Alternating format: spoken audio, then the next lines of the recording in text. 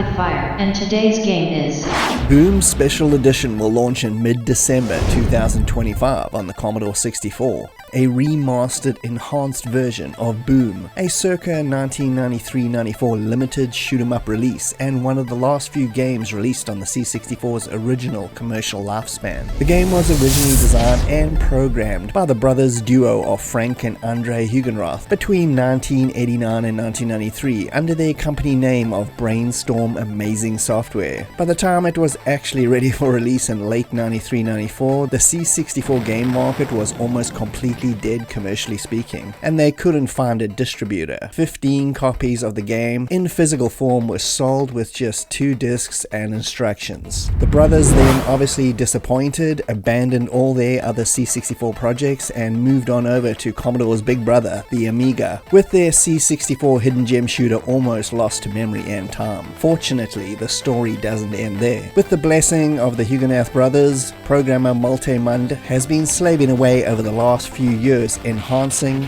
improving, bug fixing and restoring this forgotten gem for a new generation of C64 players to enjoy. I myself never personally played this game back then, as I had already jumped to my 16-bit Mega Drive and never looked back, so this was an extra treat for me personally. If you've seen my top 10 C64 shoot-'em-ups video, you'll know I'm a die-hard fan of Catechus, Rainbow Arts' horizontal shoot-'em-up masterpiece, and the brothers seemed like just as much fans as I was. Boom is a loving ode to Catechus, R-Type, and some Crossout as well, which for shooter fans is a major plus. The game takes place in 2197 as a human scientific research colony has a major accident, turning the planet known as Blue Moon into a hive of mutants. You get sent to the planet to wipe everything out before it starts spilling over and taking over the galaxy. Boom in essence is a pretty traditional horizontal shooter with 7 huge levels split into 2 parts each, and a boss at the end of every section, so that's clocking in at 14 bosses in total. It's a big shooter with a lot of meat on the bone. There are 7 ship upgrades you can collect, which do things like increase the amount of shots fired, speed ups,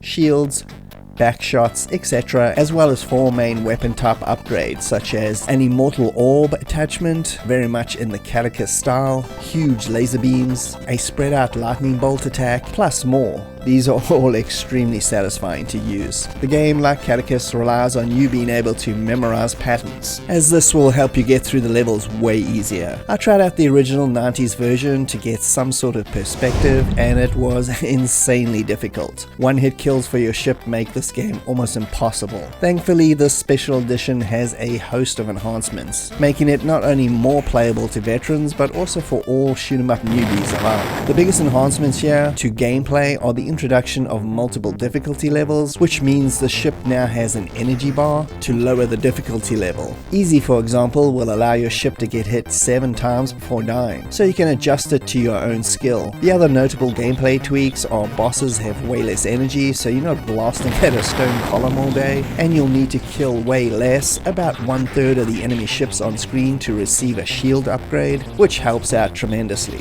New intro graphics, set up pictures before each level, and with this new cartridge version, loading is almost non-existent. Of course, there's a laundry list of bug fixes as well, all detailed in the game's manual and PDF version. Just like Catechus, this game also has a pretty cool 2-player mode, allowing one person to be the ship and the other to control the weapons. It's pretty understated and has a few variations to try out as well. Graphically, this game is obviously heavily inspired by those Rainbow Arts shooters, with big impressive bosses and great new intermission splash screens. It's all very impressive, as is the SID score done by the brothers as well, with a few additions for this special edition. These tracks are obviously heavily inspired by Chris Hulsbeck, but who better to try to imitate? A nice mix of atmosphere and upbeat rock that never overwhelms the game. Malte Mund has done an amazing job here with this special edition and has really enhanced an impressive but deeply flawed game and made it feel fresh and new for all C64 fans alike. The game will be published through Polyplay in mid-December in both physical cartridge versions and digital, and works with everything from emulators to real hardware.